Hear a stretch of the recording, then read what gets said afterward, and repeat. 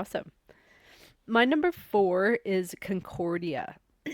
Now, this one looks like the driest of dry Euros, especially the box cover. Yeah. And even looking Yeah. at the map, you're like, ugh, well, this looks boring. But it's so fun. So I fun. I'm even not totally drawn to map games. Like that's not what would draw me in to a game. But now I'm more so like I think twice. I'm like, oh, maybe this could be a good game because of this game. Now, typically these type of games are, gathering resources, trading in the Mediterranean and whatnot. And it is like that, except it's instead of a worker placement, this one is used by card play. You all start with the same hand of cards. And you're going to play one of those cards, and whatever action is on them, that's what you're going to get to do. Different things are moving either your what is he called again, the worker, a settler, or your boat. And when you move them and you get to different spots, you have the option of building where they are, kind of in between the different cities in between where they land. So that's another action card is to build. And or no, I think it's you move and build. Yeah, that's the main one. You move Mm. and build, and you're gonna build a little house there. And when you do that, then you're gonna be able to collect from there if you do like a prefect action or whatnot. And what that'll do is you'll play a prefect card, and you'll get to choose a province, and you're gonna collect all the resources from there that you are in, plus the main one for that province. So each province has like a top resource, and so you'll get to collect that. And then if you have a bunch of houses in that province, you're gonna get to collect all those different types as well. And so will everybody else in the game if they're in that province.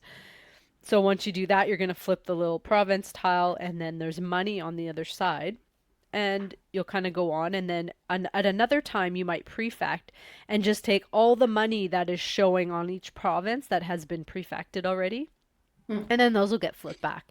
So that's a way to gather money or resources. Another way is to go to the market, and that's another card, and you will get to gather money, and then you can trade two different resources. So you can either buy or sell up to two different types and as many as you want of each.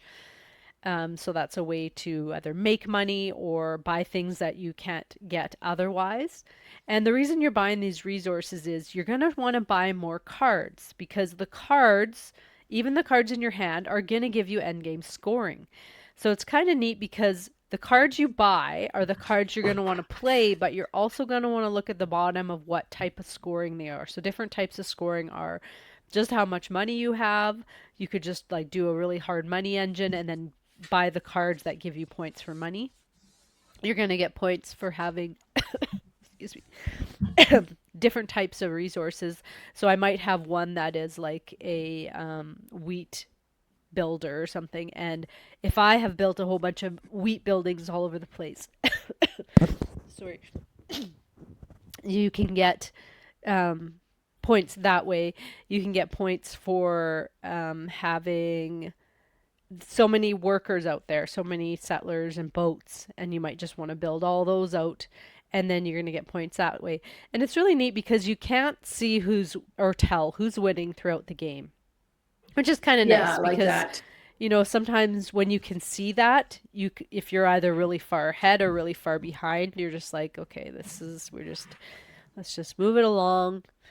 I'm either killing everybody or losing very bad, so let's just finish this. But this one, you have no idea. The person who ends the game, which is when the last card is bought, basically gets like a 7 point bonus. But then you're going to add up all your points. And like I said, it's so neat that you don't know who has it and what other people have built for their kind of little engine. But it's a very satisfying game. Hmm. Um, I have a couple of the expansions. There's one that adds salt, which is like a wild resource, which is really cool.